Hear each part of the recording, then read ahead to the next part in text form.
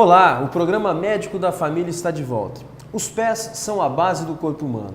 Os nossos pés têm funções muito importantes, suportam o peso do nosso corpo e promovem a estabilidade.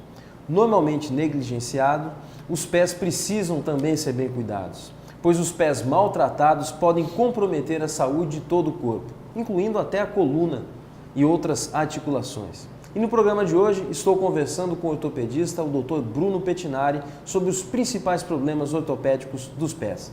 Dr. Bruno, a gente falou no final do primeiro bloco sobre fascite plantar. Poderia explicar um pouquinho para a gente o que vem a ser a fascite plantar? Claro, com certeza.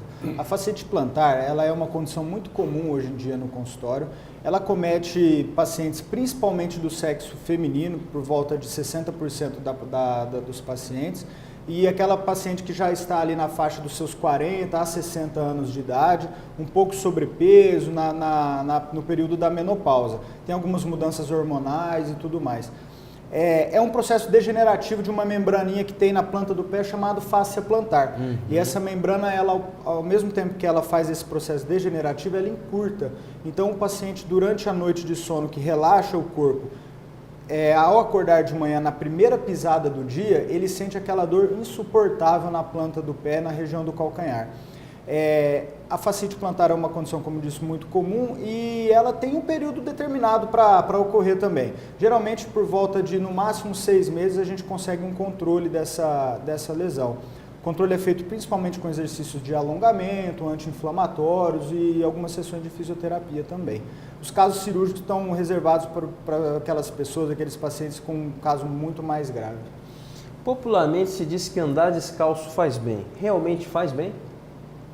Olha, mal não faz. Eu posso te garantir que andar descalço não faz mal.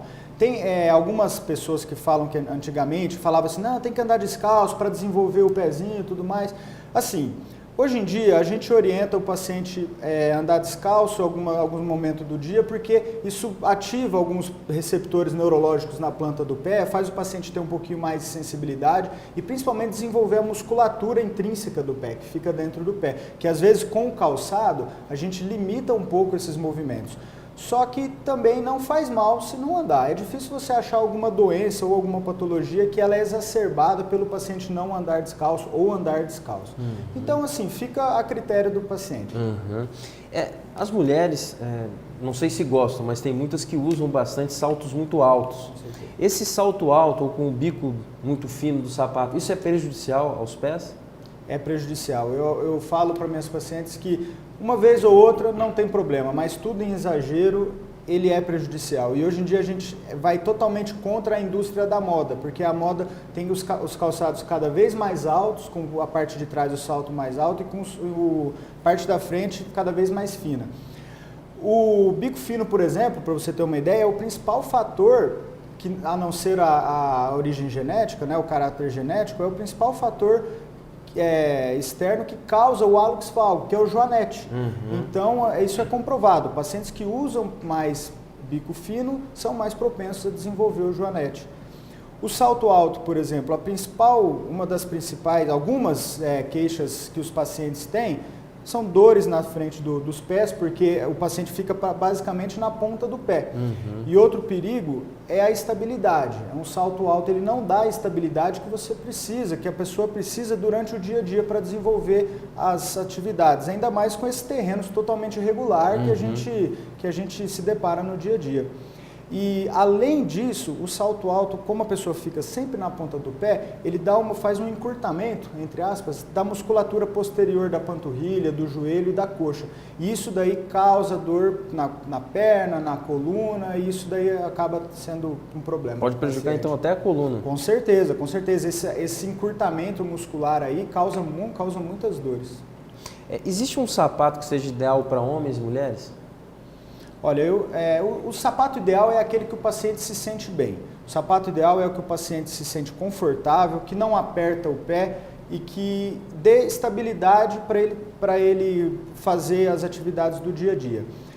Tem alguns pacientes, logicamente, que desenvolvendo algumas doenças, eles são encaminhados a utilizar alguns sapatos adequados ou sapatos especiais, mas de maneira adequada, de maneira geral, o ideal é usar calçado que o paciente se sinta confortável.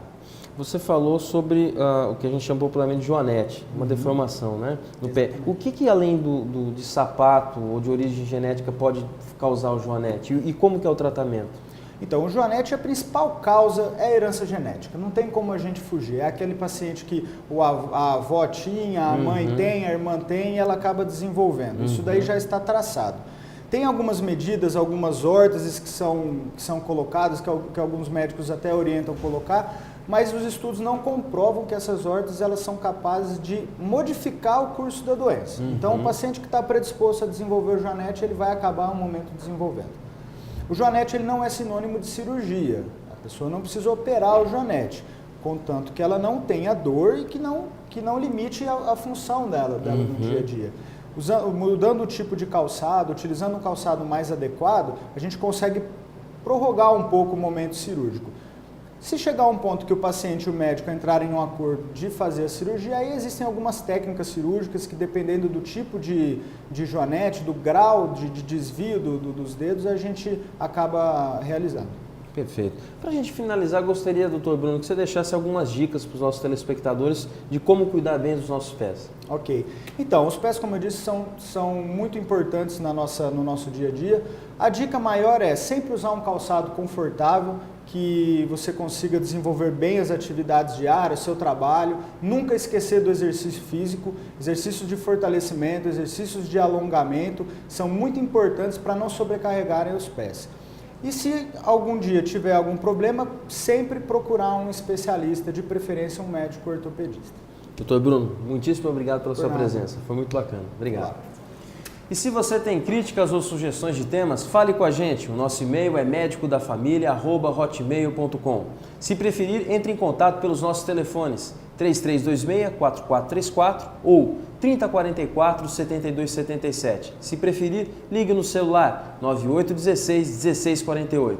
E se você perdeu algum programa ou quer revê-lo, acesse o nosso site www.programamedicodafamilia.com.br. O nosso objetivo é levar até você informação de qualidade. Desejo a você uma excelente quarta-feira e amanhã eu espero você para mais um programa Médico da Família. Até lá!